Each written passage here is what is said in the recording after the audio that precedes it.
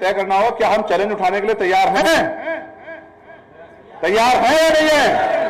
ऐसे मुट्ठी बंद करो अगर तैयार हो तो। अगर तैयार हो तो ऐसे मुट्ठी बंद करो। और जिनके मन में संकोच बचेगा,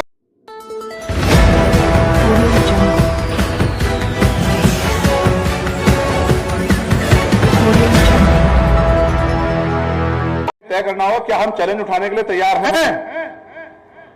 तैयार हैं या नहीं है? ऐसे मुट्ठी बंद करो अगर तैयार हो तो।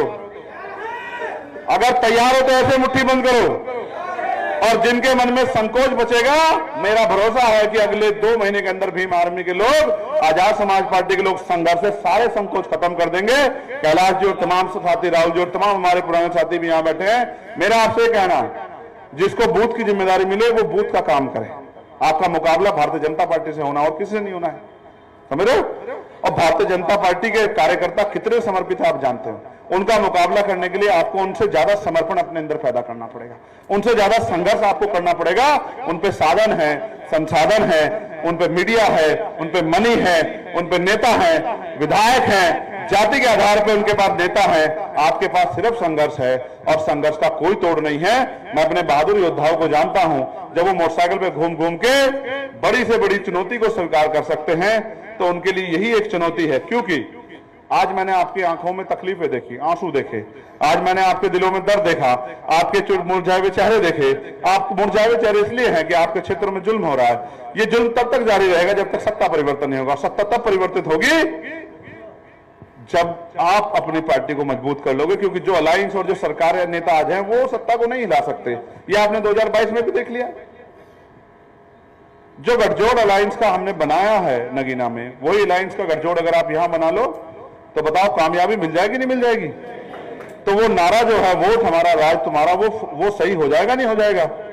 तो इसलिए मैं आपसे आग्रह करता हूं, जिसकी जो ड्यूटी यहां जो भी प्रभारी और प्रदेश की टीम जो जिसको लगाएगी वो उसी ड्यूटी को अदा करे, उससे बाहर ना जाए।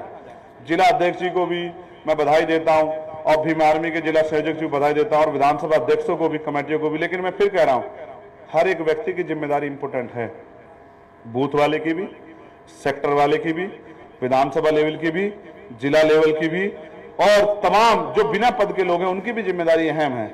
अगर आपने काम करके दिखा दिया तो हमारे साथी ने कहा, निजाम भाई ने, कि भाई हम 32 में चीफ मिनिस्टर बनेंगे। मैं आपको विश्वास दिला कहता हूं, आपने इस सरकार को समझा? अभी जो केंद्र में बनी, इस सरकार में 2 नेता हैं, एक का नाम है नीतीश कुमार और दूसरे का नाम है नवीन पटनायक, है चंद्रबाबू नायडू। वो दोनों नेता क्या हैसियत है इस समय देश में, आप समझते हो क्या हैसियत है? वो चाहे तो दिल्ली की कुर्सी को ऐसे गिरा दे, है या नहीं है? है या नहीं है? तो क्यों कहते हो कि 32 तक जाएगी बात? आप मुझसे लिखवा के ले लो कि 27 में आपके हाथ में ताकत आ रही है, कोई रोक नहीं सकता, कोई नहीं रोक सकता है। क्योंकि जितना मनोबल हमारे लोगों का ऊंचा है, उतना तो सत्ता में बैठे लोगों का मनोबल भी ऊंचा नहीं है। लेकिन ये चंद्रशेखर आजाद भैया की नारे लगाने से काम नहीं चलेगा।